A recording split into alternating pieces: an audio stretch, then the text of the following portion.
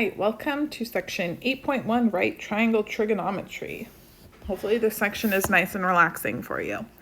So for the right triangle shown in figure 1, this is figure 1, we have that c squared equals a squared plus b squared, the Pythagorean theorem, because this is a right triangle. You can see the right angle here, angle C, and angles A and B add to 90 degrees because we know all three angles in a triangle sum to 180. So if we already have one right angle, angle C, then the other two have to add up to 90.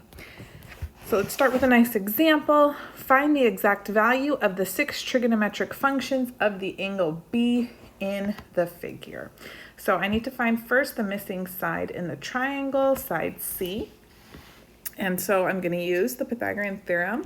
I know 2 squared plus 3 squared equals c squared. So 2 squared plus 3 squared, that's going to be 4 plus 9. So c equals rad 13. Let's go ahead and label that in our triangle.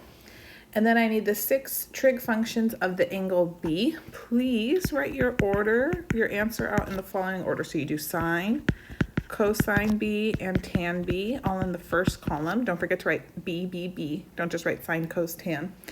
And then cosecant B, secant B, and cotangent B in the second column. Okay. All right, so sine of B is going to be the ratio of the opposite side over the hypotenuse. So that's going to be 2 over rad 13. If I rationalize, which I need to, that's 2 rad 13 over 13. Let's scoot these over. Cosine of B is going to be the adjacent side over the hypotenuse. So 3 over rad 13, which is 3 rad 13 over 13. Tangent of B is going to be opposite over adjacent, so 2 over 3. And then the rest of the ratios I can just take by finding the reciprocal of the previous 3. So cosecant is going to be the reciprocal of sine. Take the reciprocal here before you rationalize. It will make life easier. Then it's just rad 13 over 2. Same thing for secant. Take the reciprocal of this version of cosine prior to rationalizing. Then it's just rad 13 over 3 and you're done. And then cotangent is going to be 3/2. Okay, there's our answer. Let's box it up. Yes, that's really all there is to it. Okay, you're going to love section 8.1. Watch. All right, use the right triangle below. Then using the given information, solve the right triangle. So when you solve a triangle, what that means is you find all the missing sides and angles. Okay. Good. For all of these, let's just round to 2 decimal places. I'll always let you know, okay? If not, just do 2.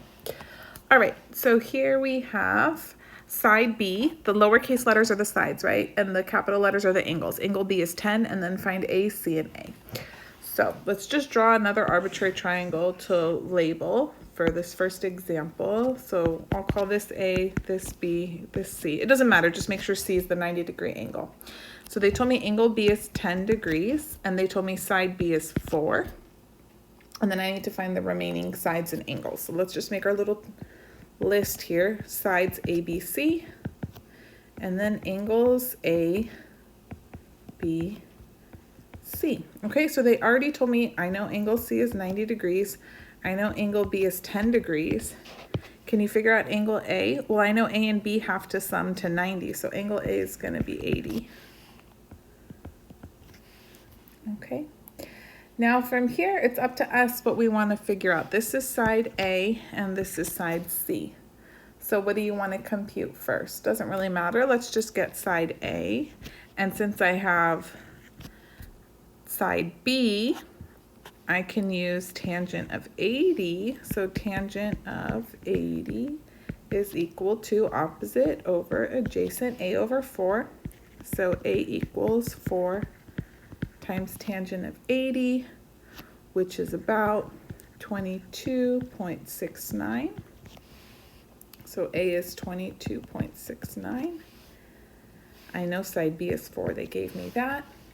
And then it's up to us from here. You can set up another trig ratio to find another side. And there's so many combinations. I mean, you could work with angle B, you could do different values if you want cotangent, whatever, it doesn't matter. So there's more than one way to set these guys up. Let's do cosine of 80. That's going to be adjacent over hypotenuse 4 over C. So that means C would equal 4 over cosine of 80, which is going to be about 23.04. Okay, so we solved the triangle. We found all the missing sides and angles. For 8-1, they're all right triangles, so that's one thing that's nice. Okay, let's look at another example. Here they told us side B is 6, angle A is 20, and then find AC and angle B. I'll draw a smaller triangle this time. Okay. Here's angle C, here's angle A, 20 degrees, here's angle B. Side B is 6, that's all they told me. Okay, so A, B, which is 6, C I don't know, angle A is 20, angle B I don't know, but I will in a hot second, and C is 90. So angle B, yeah, I can tell right away, A and B have to sum up to 90, so B is going to be 70. So we got that. And then how shall we go about things? Here's side A, here's side C. Do whatever combo you feel like, right? You can either work with angle C, angle A, angle B, you got it all. So you could do tangent, whatever. I like tangent, as you can tell. So tangent of 20 is going to be opposite over adjacent, so A over 6. I like to put whatever I'm solving for in the numerator. Then all I have to do is multiply the denominator over. Do you see this? A equals 6 tan 20. And that's about 2.18. So we've got that one.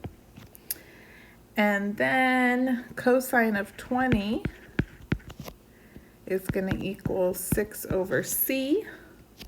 So C is 6 over cosine 20, which is about 6.39.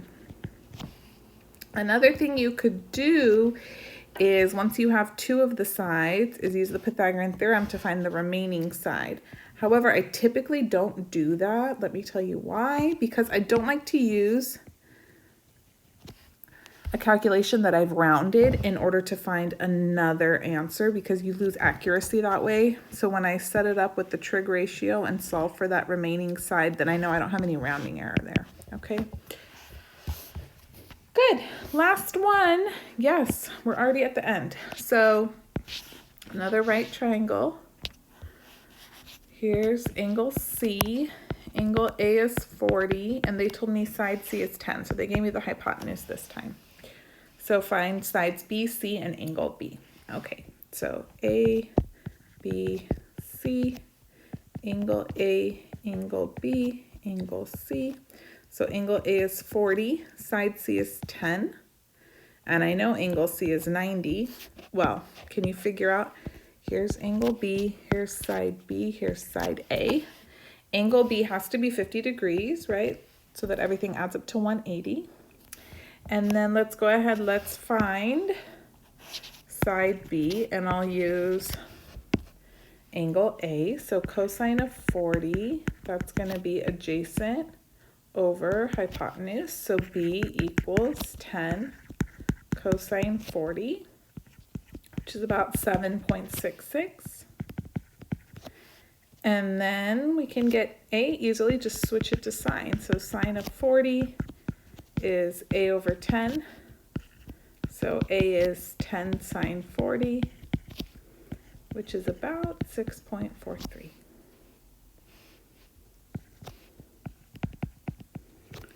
Okay, so that concludes section 8.1 on right triangle trigonometry.